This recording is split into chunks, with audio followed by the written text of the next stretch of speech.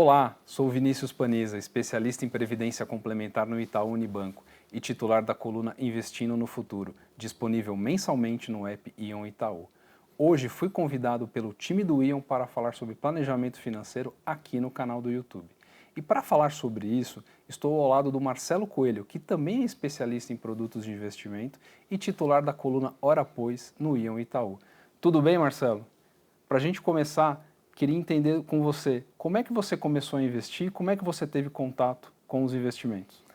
Tudo bem, Vinícius. Acho que para responder essa pergunta eu vou começar um passo atrás de como eu comecei a criar respeito pelo dinheiro e quando eu comecei a entender a importância de se poupar e de se rentabilizar uma carteira, enfim. Quando eu era criança, eu vim de uma família de pais comerciantes, meu pai é comerciante, meu pai é português, e consequentemente meu pai foi autônomo a vida inteira.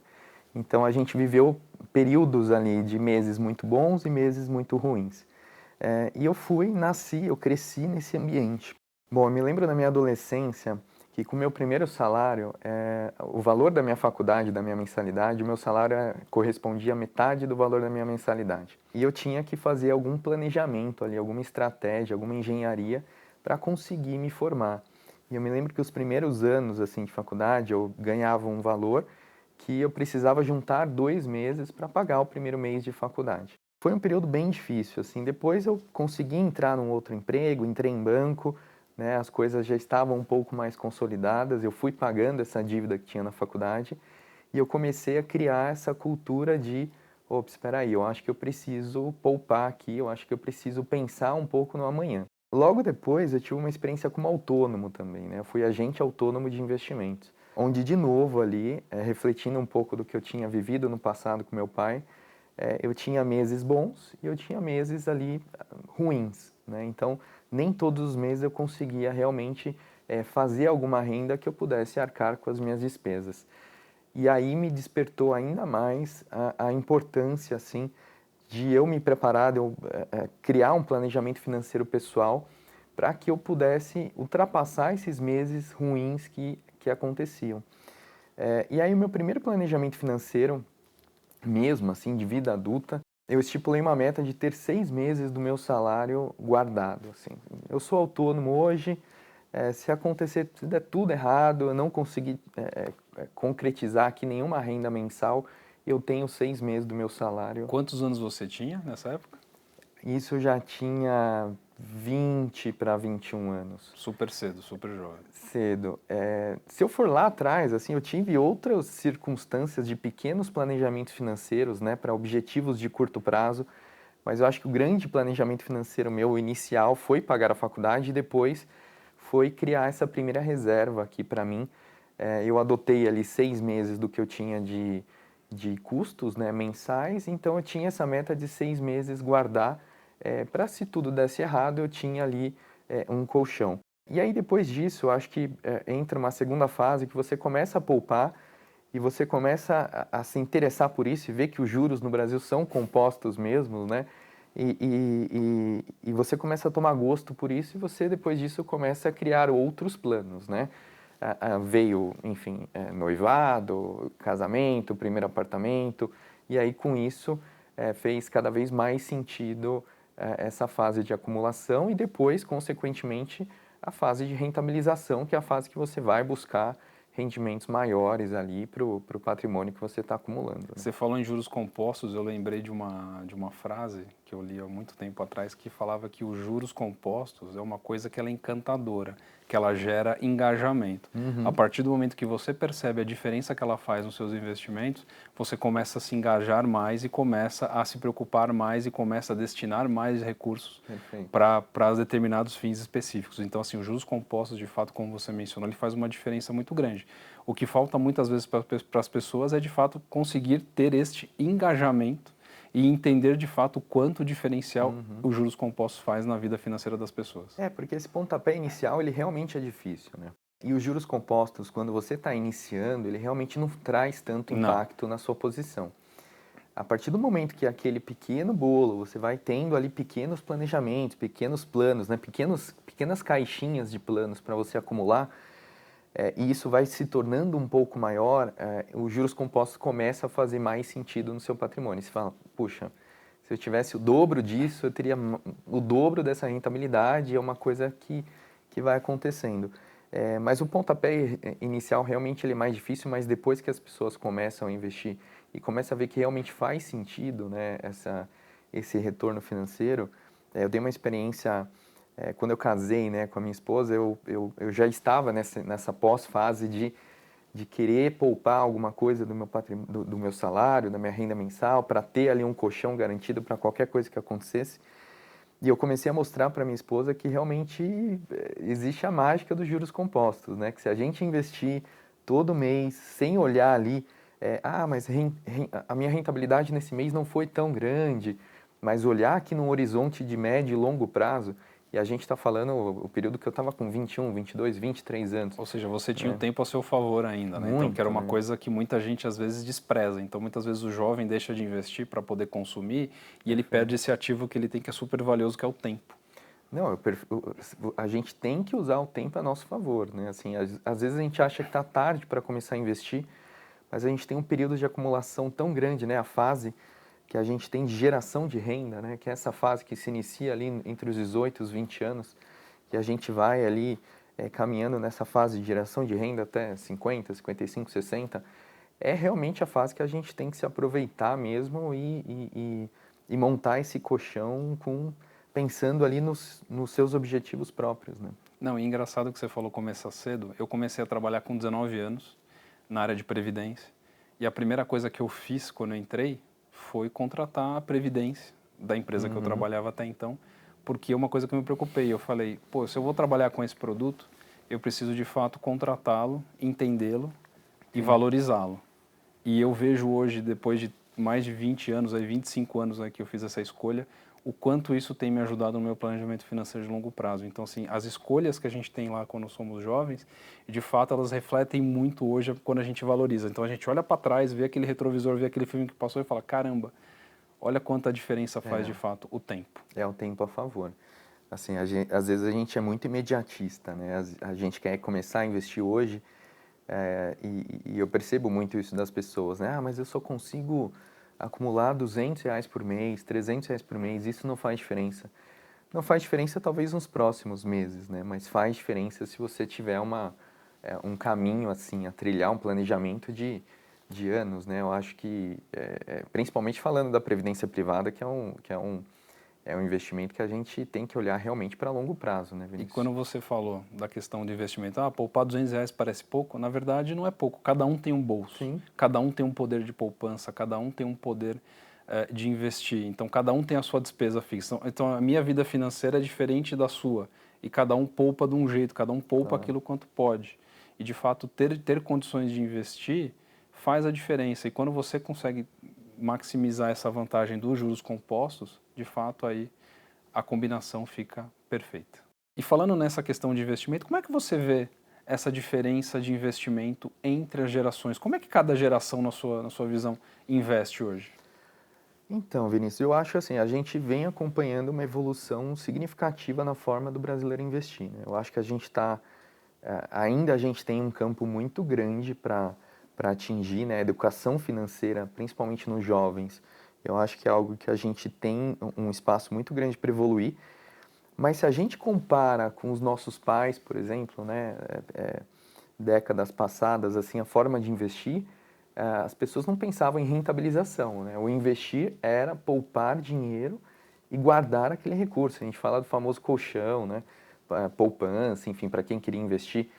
Hoje a gente já vê uma forma de investir diferente, principalmente com a digitalização, hoje com o Bitcoin. Então, quando a gente está próximo aqui dos jovens, a gente escuta formas já mais digitais e pessoas um pouco mais conscientes com a forma de se investir.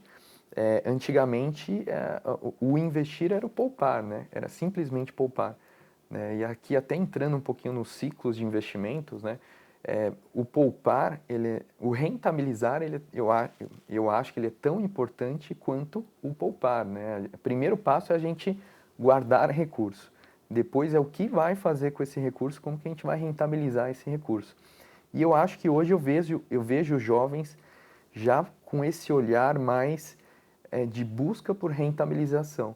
É claro que a gente tem, eu acho que uma estrada muito grande ainda para caminhar em termos de educação financeira, mas com certeza a forma de se investir hoje já é um avanço significativo se a gente comparar com as décadas passadas. E você trouxe um negócio interessante que eu lembro muito na minha época de adolescente, né, no final da década de 80, onde a gente vivia ali uma instabilidade de moeda, inflação elevada, onde os preços mudavam diariamente. Eu lembro do meu pai recebia o salário, tinha que sair correndo no supermercado naquele dia para comprar, porque no outro dia o preço já estava diferente, então o poder de compra caía. Então, assim, era muito difícil de você ter uma preocupação com o investimento. Você tinha mais uma necessidade muito mais de se proteger do que de investir naquela época. Perfeito, era mais não perder, né? Era mais não perder. Engraçado isso, né? E a gente percebe que depois do Plano Real, com uma certa estabilidade, as coisas foram mudando, foram evoluindo e esse ar de investir começou a ficar mais forte.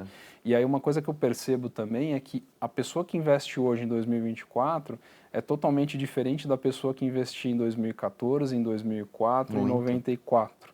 Ou seja, porque a característica dos produtos eram diferentes, o cenário econômico era diferente. Hoje a diversidade que a gente tem de produtos para investir é muito grande, coisa que há 10, 20 anos atrás, por exemplo, não tinha. Então você tinha muito mais restrição. Então as novas gerações, como você disse, hoje elas são mais privilegiadas, né, em termos de investimento.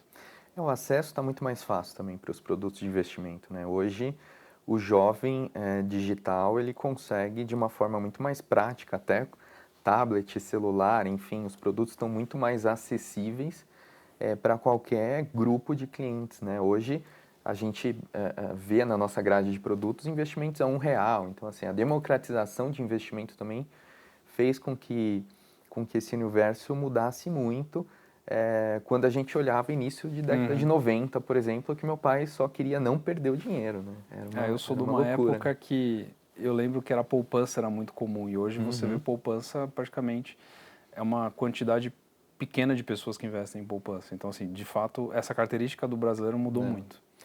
E tem um dado importante do raio-x da Ambima, né, que ele cita que 37% dessa nova geração de millennials, né, está preocupado ou tem como foco a compra de imóveis com rendimentos de suas aplicações.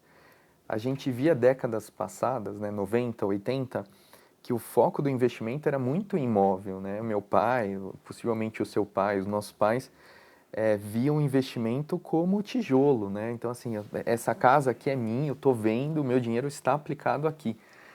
E hoje a gente vê que 37%, por exemplo, dessa nova geração está mais preocupada em rentabilizar o seu recurso e fazer com que este rendimento seja proveniente a uma compra de imóvel. Então, assim, ele primeiro vai poupar, vai rentabilizar e via rendimento ele vai comprar um imóvel. Ou seja, ele vai preservar o capital dele e com tudo que ele está ganhando, ele está maximizando isso em outros investimentos. Sim. Então, a cultura tem mudado, o acesso à informação tem mudado e o acesso à informação tem permitido a essas novas gerações aí, ou quem quer que seja, fazer essas escolhas de usar a rentabilidade ao seu favor. Coisa que na época dos nossos pais, por exemplo, eles não tiveram esse prazer aí de poder estar investindo tudo que ganhavam para poder maximizar o capital. Perfeito. Marcelo também escreveu um livro, né? E nesse livro você aborda muito a questão dos ciclos de planejamento. Como é que você transmite essa questão dos ciclos aí para todo mundo, aí para todas as pessoas que você costuma conversar? Eu acho que, assim, eu trago no meu livro O que você quer ter quando crescer. É um livro que eu falo que é uma assessoria de investimentos em forma de livro, pelo menos essa foi a ideia, né, das pessoas começarem a criar respeito pelo dinheiro e terem um pouco de noção sobre os 3 ciclos de investimentos, né, que é acumular, rentabilizar e preservar, é um pouco do que a gente estava comentando. Né? E eu acho que o rentabilizar ele é tão importante quanto poupar, né, quanto acumular. A gente vai ter momentos da vida que a gente vai estar no período de acumulação, como eu tive, onde é aquele recurso que a gente precisa direcionar a parte ali do nosso salário, das nossas rendas, para guardar, para formar um colchão, e depois disso a gente precisa buscar a rentabilização desse capital. Não basta só guardar, até por conta de IPCA, de inflação, isso acaba corroendo parte do nosso dinheiro. Então eu cito bastante no livro aqui a parte de acumulação, a importância da parte de acumulação, a importância da parte da gente buscar a rentabilização desse capital. E depois, mais lá na frente, a gente vai chegar numa parte de preservar, né? Que é assim, atingir aqui os meus objetivos, o meu planejamento financeiro e como que eu faço aqui para preservar, né? E aí, Vinícius, nesse meio do caminho, eu acho que entra também pontos importantes da questão do perfil de investidor, né? Dentro dos ciclos, assim, a gente vai ter, inclusive na minha coluna Hora Pois, de 2 semanas atrás, eu soltei um artigo sobre suitability, a importância da gente investir de acordo com o nosso perfil de investidor. E o perfil de investidor, às vezes a gente pode ser um cliente conservador e estar, né, arrojado, estar agressivo. Isso anda muito em conjunto com essa fase de acumulação, de rentabilização. Em que momento que você está do seu capital? É uma fase que você precisa preservar mais, correr menos riscos. É uma fase que você precisa potencializar os retornos da sua carteira, visando um aumento de rendimento. Então, acho importante, também eu cito no livro também, a importância de se saber, cada um, né, de cada um se provocar, cada investidor se provocar, para a gente ter noção do nosso perfil de investidor, em que momento de vida a gente está, para que a gente invista de maneira aderente ao nosso perfil, né? Eu costumo dizer que não existe perfil melhor, pior, nem Não. certo, nem errado. Por exemplo, a minha mulher, ela é extremamente conservadora. Quando ela me pergunta alguma coisa, esse investimento aqui, eu falo, olha, isso aqui não é para você, porque a rentabilidade pode ser que dê negativo em algum período. Então ela fala, não, isso não é para mim mesmo. Mas o meu perfil já é totalmente oposto. Eu já gosto de correr risco, já gosto mais de arriscar. Às vezes acerta, às vezes erra. Sim. Mas assim, faz parte do jogo. O meu perfil me permite agir dessa forma. A minha mulher não. Se ela vê rentabilidade negativa, ela pula do sofá lá e reclama comigo. Mas enfim, eu tento sempre dar o direcionamento para ela do que faz mais sentido para o perfil dela. Mesmo que eu não Perfeito. goste dessa aplicação, por exemplo. A gente estar aderente ao nosso perfil e ao nosso momento de vida, eu acho que faz toda a diferença no universo de 20 e 30 anos de investimento. Eu já tive momentos conservadores, eu já tive momentos um pouco mais arrojados, que eu vi ali a necessidade de eu buscar rendimentos maiores. Acredito que eu vou chegar em um determinado nível que eu vou falar, não, agora eu preciso preservar um pouco mais, eu vou tirar um pouco o pé. Então, acho que é importante a gente refletir, cada um como investidor, e pensar em que perfil que a gente se encontra e quais são os produtos aderentes para aquele perfil, né? E como você trouxe também a questão do curto, médio e longo prazo, né? A gente tem que estar sempre protegido no curto prazo, não estar se preocupando muito com a rentabilidade, e sim com a liquidez. Se acontecer alguma coisa, eu tenho de onde tirar o dinheiro ali para alguma emergência. No médio prazo, ali algum projeto, algum sonho, alguma viagem, algum carro. E mais a distante aí, 10, 20, 30 anos aí, tá focado sempre na aposentadoria. Você tocou num ponto super importante, né? As pessoas acham que investir é somente para o longo prazo. Eu já ouvi isso de muita gente. Ah, mas é muito longe, eu vou investir quando eu tiver 60 anos, 65 anos. Não, assim, a gente pode investir para fazer uma viagem para daqui 12 meses, para pagar a formatura de um filho, olhando médio prazo. A gente pode fazer um planejamento para uma reforma da nossa casa, a gente pode fazer um planejamento, com certeza, para uma sucessão patrimonial, para uma aposentadoria. Então, assim, é importante também a gente ter esses pequenos objetivos e entender que investir, planejamento financeiro não é somente para longo prazo. A gente pode ter objetivos de curto, médio e longo prazo e trabalhar para que o dinheiro nos ajude aqui com isso, né? E para a gente ajudar aqui quem está assistindo, como é que a gente faz esse mix de curto, médio e longo prazo? Que produtos você acha que fazem mais sentido aqui? Então, Vinícius, assim, quando a gente tem um planejamento de curtíssimo prazo, concordo que a gente vai se utilizar desse recurso num prazo curto de tempo. Então, a gente não pode correr muitos riscos. Então, aqui o mais recomendado é que se aplique em produtos ali que tenham uma liquidez diária, que tenham uma fácil saída, né? Que o cliente consiga sair de forma fácil. Quando a gente vai olhar aqui para investimentos mais de médio prazo, por exemplo, eu quero pagar a universidade do meu filho daqui 10 anos. A gente já pode correr um pouco mais de risco. Então, a gente já tem uma janela de tempo um pouco maior que a gente pode abrir um pouco mão do tempo em busca de rentabilidades maiores. E aqui já caberia talvez um fundo multimercado, um pouco de produtos um pouco mais sofisticados. Quando a gente olha para médio, para longo prazo, a gente vai falar de aposentadoria aqui. E aí é Né? previdência. É previdência. E aí você mais do que ninguém pode falar melhor do que eu, a gente não vai muito fugir disso, né?